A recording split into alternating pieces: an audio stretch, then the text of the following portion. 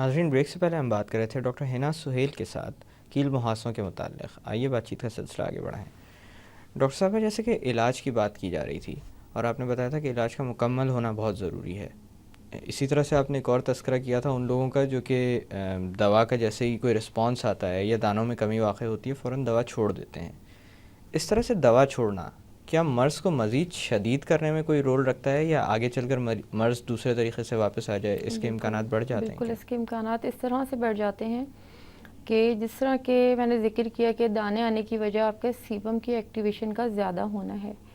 سیبم آپ کا بڑھا ہوا ہے اور مسلسل دانے نکل رہے ہیں. اینٹی بائیوٹکس یا جو بھی میڈیسن دے رہے ہیں، میڈیسن آپ کو دینا شروع کی، اس سے مطلب ڈے بائی ڈے آپ کا سیبم جو ہے کنٹرول ہو رہا ہے.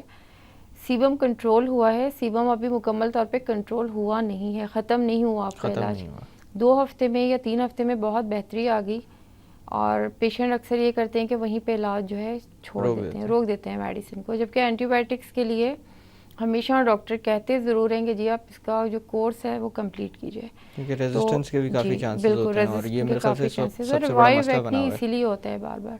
جب آپ نے بیچ میں علاج چھوڑ دیا، جتنا آپ کا سیبم کنٹرول ہوا تھا اور انفیکشن تھا وہ پوری طرح گیا نہیں تھا، بہتر ہو گیا تھا، وہ انفیکشن وہیں سے دوبارہ شروع ہو جاتا ہے.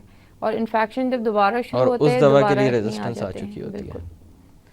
اچھا ڈاکٹر صاحب، ان دواؤں کے کوئی سائیڈ افیکٹس بھی ہوتے ہیں؟ بالکل، بعض دوائیں بلکہ ہر دوا کا دیکھیں، جو میڈیسن آپ کھا رہے ہیں اوبویسلی میڈیسن آپ کی غذا نہیں ہے، دوا ہے اور اس کی ایک ڈوز ہے، اس کا ایک ٹائم ہے جس پہ آپ کو دوا لینی ہے. تو بہت ساری میڈیسن ہے جس میں آئسوٹریٹینوئن اگر بہت لمبے عرصے لی جائے تو اس کے بھی بہت سائیڈ ایفیکٹ ہیں. تو اس سے بھی یہ کہ آپ اگر 4 ویک میڈیسن لے لیتے ہیں تو اپنا ایک بلڈ سی پی، ایل ایف ٹی، یہ 2-3 ٹیسٹ ہیں، یہ ضرور کرا لینے چاہیے. یہ بہرحال ایڈوائس تو ڈاکٹر کو کرنا چاہیے. جی. اور آئسوٹریٹینوئن بہت زیادہ دینا بھی نہیں چاہیے. اچھا، یہ دی کیوں جاتی ہے کہ ہمارے یہاں جو ایک جلد بازی کا بھی پہلو ہے نا، بالکل. کہ اسکن جلد سے جلد بہتر ہو جائے، تو لوگ جو ہے 8 ہفتے 10 ہفتے بہت آرام سے، کیونکہ ایک ٹیبلٹ لینی ہوتی ہے آپ کو پورے دن میں، او ڈی ڈوز ہوتی ہے، تو وہ کہتے ہیں جی بس آپ او ڈی ڈوز لیں اور کریم لگائیں اور آپ کے ایکنی کنٹرول ہو جائیں گے. لیکن وہ آپ کو بعد میں کس طرح نقصان پہنچا سکتے ہیں اس کی ڈیٹیل پڑھی جا سکتی ہے نیٹ پہ بھی. اور جو آپ میڈیسن لیتے ہیں اس کے ساتھ ایک لیفلیٹ ہوتا ہے.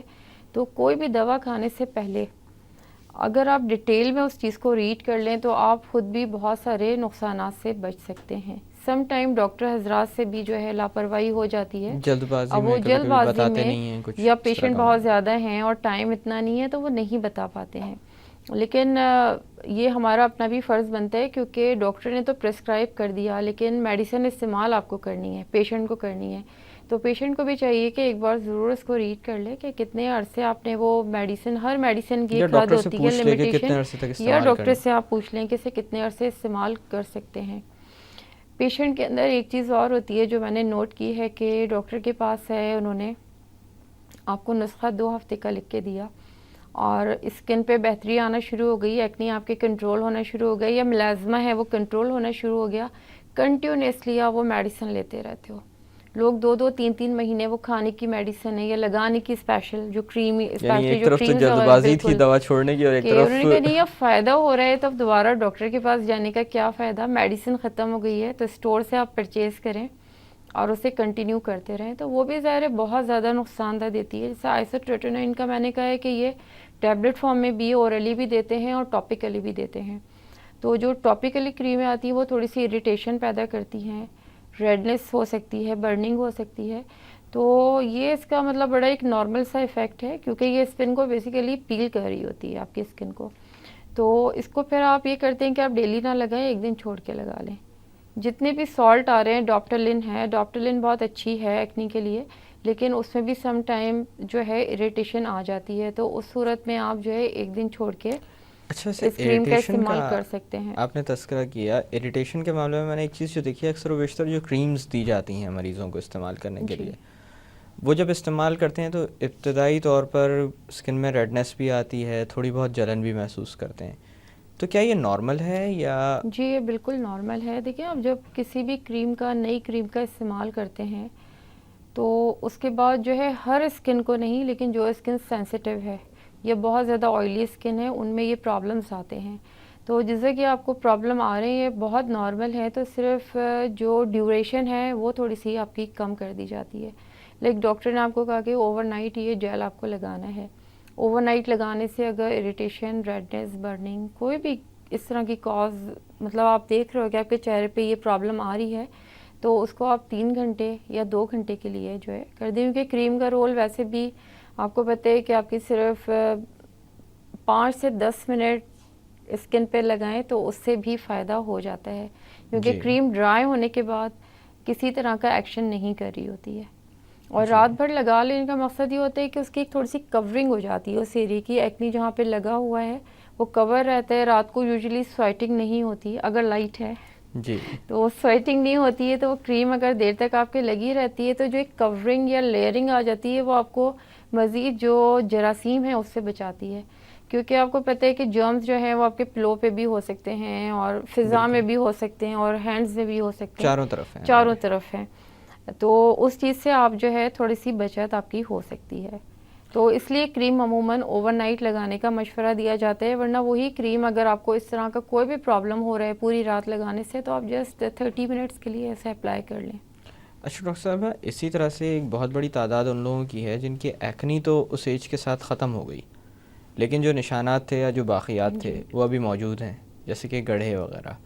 تو ان کے معاملے میں کوئی طریقہ علاج ہے جو جی زیادہ دیکھیں، افادیت رکھتا ایکنی ہو؟ کے 2 طرح کے نشان ہوتے ہیں. ایک بلیک اسپاٹ ہوتے ہیں جو وقت کے ساتھ ساتھ لائٹ براؤن ہو جاتے ہیں. دوسرے جو آپ کہتے ہیں وہ پٹ مارکس ہوتے ہیں، گڑھے جنہیں آپ کہہ رہے ہیں. تو جہاں تک نشان ہے جو براؤن کلر یا بلیک کلر کے نشان ہیں وہ کریموں سے چلے جاتے ہیں. ایک کوجک ایسڈ ہے، بہت اچھی مطلب میڈیسن ہے، اگر اسے بھی طریقے سے استعمال کیا جائے جی اور پرسکرپشن کے بعد استعمال کیا جائے کہ آپ کی اسکن کو کتنے % کوجک ایسڈ سوٹ کرے گا، تو اس سے بھی نشان کافی حد تک کم ہو جاتے ہیں. اور جہاں تک گڑھے ہیں، گڑھے جو ہیں وہ کسی بھی کریم سے، کسی بھی دوا سے نہیں بھر سکتے. اگر آپ کے اسکار 6 مہینے سے پرانے نہیں ہیں، لائک نشان ہوئے ہوئے، پٹ مارکس ہوئے ہوئے 2 3 4 مہینے ہوئے ہیں، اس صورت میں تو کچھ کریمز آتی ہیں. اب کولاجن کریمز آ گئی ہیں، بہت اچھا مطلب ان کا رول ہے اسکن پہ، تو اس سے کافی حد تک گڑھے بڑھ جاتے ہیں. لیکن یوزلی نشان جو ہمارے پاس پیشنٹ آتے ہیں وہ سال، 2 سال، 5 سال اور بالکل. 10 سال پرانے نشان ہوتے ہیں. تو اس کے لیے جو ہے صرف ایک ٹریٹمنٹ ہے، یا تو آپ سرجری کی طرف جائیں. سرجری کے علاوہ جو دوسرا نان سرجیکل ٹریٹمنٹ ہے وہ ہے لیزر ڈرمابریشن کا. لیزر ڈرمابریشن کا رول یہ ہوتا ہے کہ اس میں کرسٹل کا پاؤڈر یوز کیا جاتا ہے مشین کے ساتھ، اور وہ آپ کی اسکن کو اسموتھ جس حد تک کر سکتا ہے اسموتھ کرتا ہے. باقی جو گڑھا ہوتا ہے اس پہ ہم ایک کیمیکل یوز کرتے ہیں، کیمیکل کا نام نہیں لوں گی کیونکہ یہاں سیلف میڈیکیشن بہت زیادہ ہوتی ہے. تو وہ کیمیکل جب ہم لگاتے ہیں تو آپ کے گڑھے پہ جو ایک قدرتی عمل ہے، جس طرح آپ کو ایک زخم لگتا ہے وہ اور سیل صحیح ڈویژن کے ہوتا ہے. بعد خود بخود وہ بھر جاتا ہے، تو بالکل وہ مصنوعی طور پہ ایک بہت معمولی سا آپ یہ سمجھ لیں کہ ونڈ آپ ڈالتے ہیں یا معمولی سا برن کرتے ہیں. تو جب آپ کی سیل ڈویژن جو نیچرلی ہو رہی ہوتی ہے اس سے جو ہے وہ جگہ بھر جاتی ہے، گڑھا جو ہے بھر جاتا ہے. شروع میں جو ہے اسکن تھوڑی سی پنک ٹون رہتی ہے، لیکن آہستہ آہستہ کر کے کچھ ویک میں، تقریباً 8 یا 12 ویک کے درمیان جو ہے اسکن بالکل نارمل ہو جاتی ہے. لیکن ریئر کیسز میں کہ جن کی بہت زیادہ سینسٹیو اسکن ہے، بہت زیادہ آئلی اسکن ہے، اور جن کے جو مارکس ہیں بہت زیادہ ڈیپ ہیں، تو اس میں اوبویسلی ٹائم لگتا ہے. اس قسم کی سرجری کے کوئی نقصانات ہو سکتے ہیں؟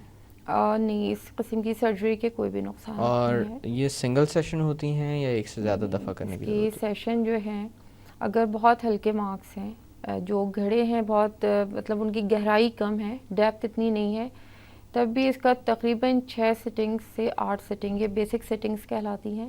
اور جن کے بہت زیادہ گہرے مارکس ہیں، باقاعدہ جو دور سے نظر آ رہے ہیں آپ کو کہ گڑھے ہیں چہرے پہ، تو اس میں جو ہے 12 سٹنگ ہے، 15 سٹنگ ہے، مور دین 15 سٹنگ، یہ ڈپینڈ کرتا ہے کہ اس میں ہیں؟ کتنے ساتھ میں پھر گہرے یہ گڑھے ہے ہیں کہ اور ہاں بالکل، اس کے بعد یہ کہ ساتھ میں کولاجن کی کریمز وغیرہ بھی دے دی جاتی ہیں، تو وہ تھوڑا سا ہیلپ فل ثابت ہوتی ہیں اس میں.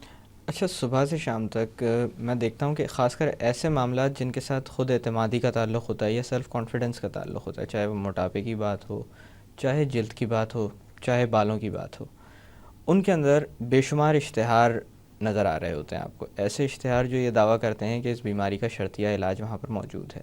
کچھ مستند بھی ہوتے ہیں اور کچھ غیر مستند بھی ہوتے ہیں. اگر خدا نخواستہ انسان کسی ایسی جگہ پر چلا جائے جہاں پر یہ معلوم نہ ہو کہ وہ جہاں سے وہ علاج کروا رہا ہے وہ ایک مستند جگہ ہے یا نہیں, یا معالج مستند ہے یا نہیں, تو کیا اس کا نقصان بھی اٹھانا پڑتا ہے؟ بہت زیادہ نقصان اٹھانا پڑتا ہے. دیکھیں جب کوئی ایک چیز مستند ہوتی ہے نا تو اس کے لیے کہنا نہیں پڑتا کہ یہ مستند ہے. اینٹی بائیوٹکس کسی زمانے میں بنی اور اینٹی بائیوٹکس دنیا میں پوری دنیا میں ہے, رائج ہیں. اینٹی بائیوٹکس ڈاکٹر اسے پرسکرائب کر رہے ہیں, انہیں پتہ ہے کہ کس مرض کے لیے کون سی اینٹی بائیوٹک زیادہ سوٹیبل ہے. اسی طرح ڈفرینٹ بیماریوں کے علاج آتے رہے, لیکن جہاں آپ کو کہنا پڑے کہ جی میرے پاس اس کا مستند علاج موجود ہے اور اشتہار کے ذریعے بار بار بتانا پڑے, تو اس میں شک بھی ڈاؤٹ فل ہوتی ہے وہ چیز نا.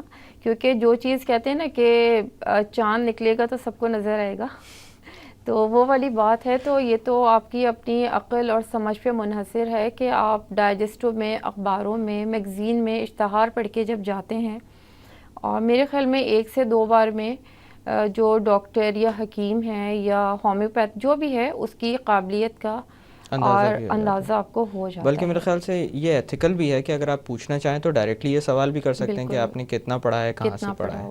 نہیں, اس کے بعد یہ کہ ڈاکٹر صاحب دیکھیں جب وہاں سے آپ چلیں, ہم کسی اور کی نہیں بات کرتے, ہم صرف ایلوپیتھک ڈاکٹرز کی بات کرتے ہیں. اگر آپ جا رہے ہوتے ہیں, کیونکہ جو بعد میں جو کمپلین آ رہی ہوتی ہے نا, جس ڈاکٹر کے پاس ہم 1 سال تک گئے, آپ کیوں 1 سال تک گئے؟